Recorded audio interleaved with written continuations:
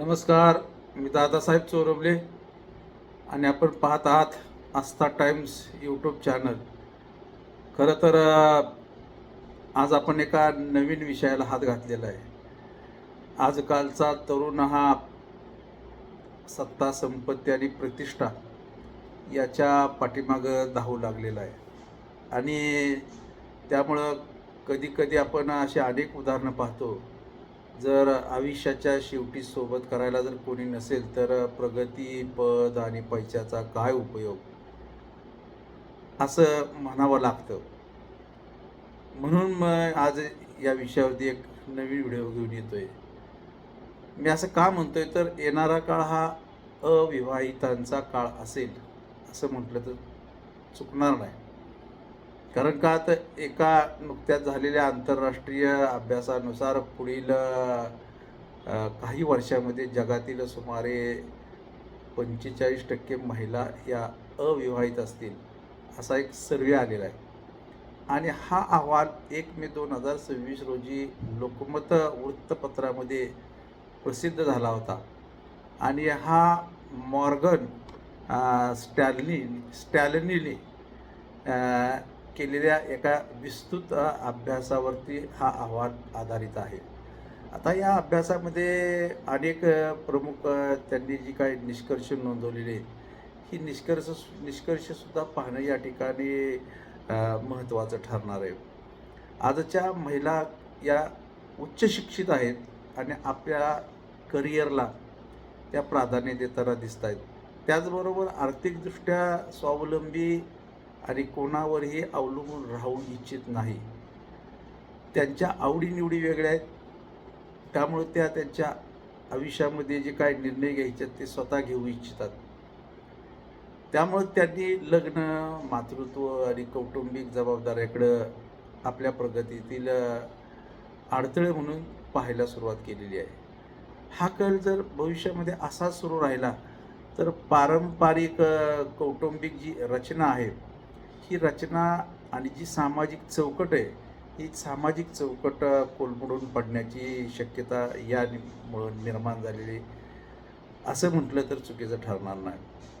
भविष्यामध्ये लोकसंख्या घटणे, अविवाहित पुरुषांच्या संख्येमध्ये वाढ होणे आणि वृद्धात्वामधील एकाकीपणाच्या समस्या निर्माण होणे, असे प्रश्न उद्भवणार आहेत.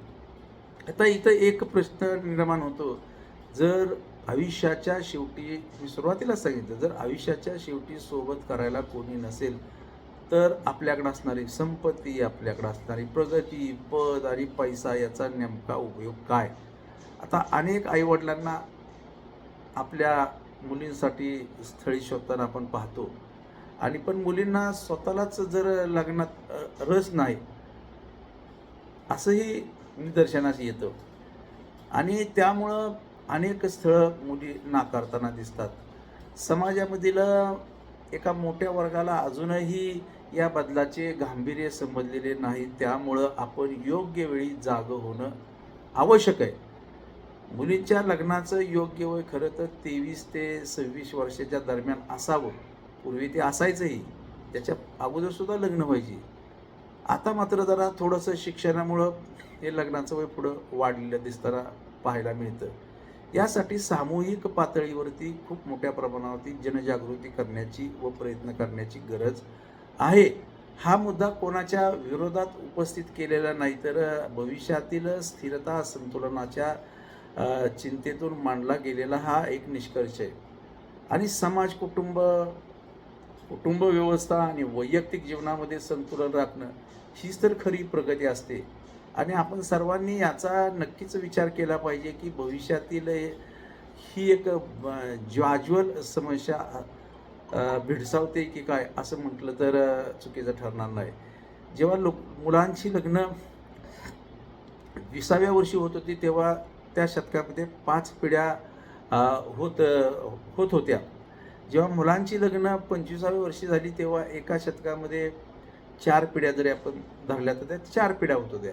आता मुलांचीच लग्न जर वयाच्या 30व्या वर्षी होत आहे, तेव्हा एका शतकात केवळ 3 पिढ्या होत आहेत. आणि ही गोष्ट मात्र विचार करण्यासारखी आहे. आपला समाज पुढच्या शतकापर्यंत टिकेल का? आणि त्यामुळे नेमके परिणाम काय होतील? तर रस्ते, गल्ल्या ओस पडल्या आहेत असं वाटायला सुरुवात होईल का? आसपासची घरे रिकामी आहेत असं वाटायला सुरुवात होईल का?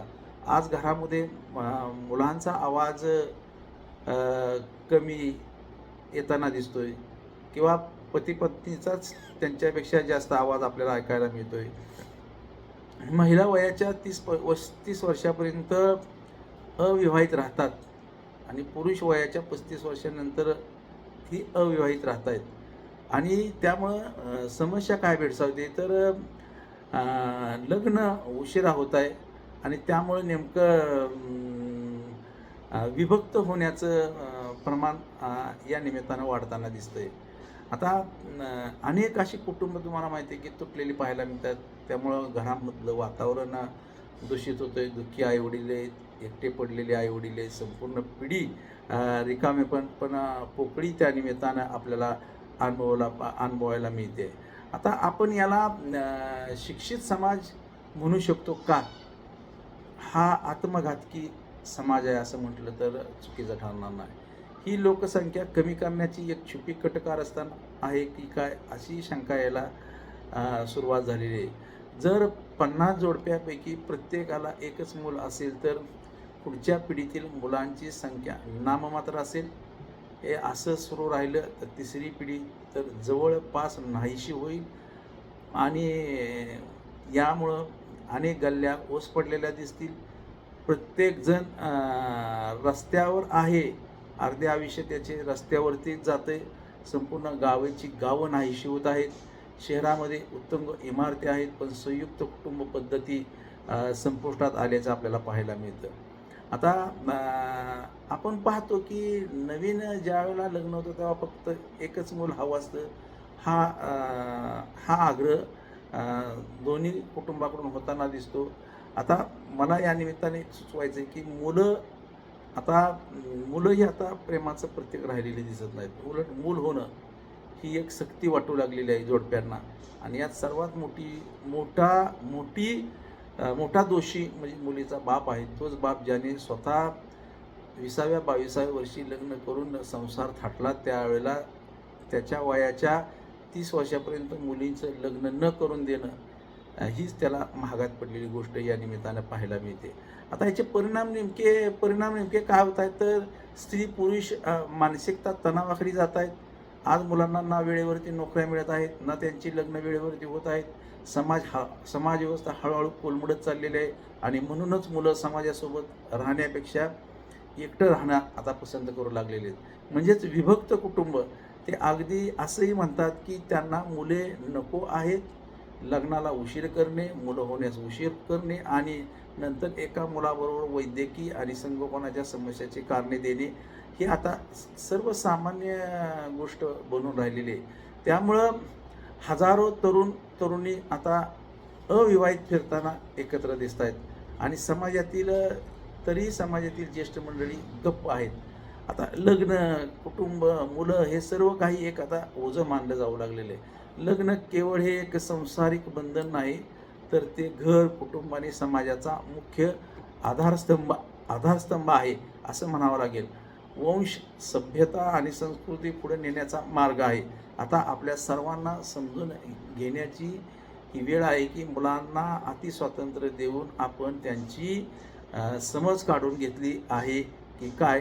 लग्न पुढे ढकलली जात राहिली आणि जेव्हा ती होतात तेव्हा खूप उशीर झालेला असतो आणि पुन्हा तोच एकाकीपणा त्या मुलांना येऊ लागतो. लग्नाचं खरं तर योग्य वय पुरुषांसाठी वयाच्या 30व्या वर्षापर्यंत आणि महिलांच्या वयाच्या 25व्या वर्षापर्यंत राहिलं तरच भविष्यामध्ये ही संस्कृती अबाधित राहू शकते. अन्यथा इतिहास असा लिहिल की याच समाजाने स्वतःला शांतपणे नष्ट केले. विचार करा आणि आता प्रत्येकाने समजूतदारपणे वागा असं म्हणण्याची ही वेळ आहे. आणि म्हणून मला या निमित्तानं अजून काही गोष्टी आपल्यापुढं व्यक्त व्हायच्यात. कारण जर कुटुंबाचं रक्षण झालं नाही तर समाज कोसळायला वेळ लागणार नाही. आणि म्हणूनच असं म्हटलेलं गेलेलं आहे की डेव्हिड सेलबॉर्न आणि बिल वॉर्नर सारख्या लेखकांनी असं म्हणणं भाग पडतं की मजबूत कौटुंबिक रचनेमुळे च्या अभावामुळं जगातील बहुतांशी देशामध्ये अगदी भारतातही कौटुंबिक परंपरेचा ऱ्हास होऊ लागलेला आहे. फक्त आता 5 रक्ताची नाती नष्ट होण्याच्या मार्गावर येते. भविष्यात मोठे काका वडिलांचे, मोठे भाव लहान काका चुलते वडिलांचे, भाव आत्या वडिलांची बहीण, मामा आईचा भाव, मावशी आईची बहीण. भविष्यात अशी नाती कदाचित पाहायला मिळतील का नाही किंवा ऐकायला मिळतील का नाही हे सांगणं कठीण होऊ लागलेले आणि म्हणून आपण समजून घेऊया की या ठिकाणी आता आपल्याला विचार करण्यासारखी गोष्ट आलेली आहे आणि याच्यावरती खरं तर प्रत्येकानेच गांभीर्याने विचार करणं गरजेचं आहे. तर आणि तरच भविष्यातली ही कौटुंबिक व्यवस्था ही टिकणार आहे. अन्यथा भविष्यामध्ये ही कौटुंबिक व्यवस्था धोक्यात आल्याशिवाय राहणार नाही. या निमित्ताने एवढंच या ठिकाणी आपण तुर्तास याच ठिकाणी थांबवू. व्हिडिओ आवडला तर शेअर करा, लाईक करा आणि सबस्क्राईब करा. धन्यवाद.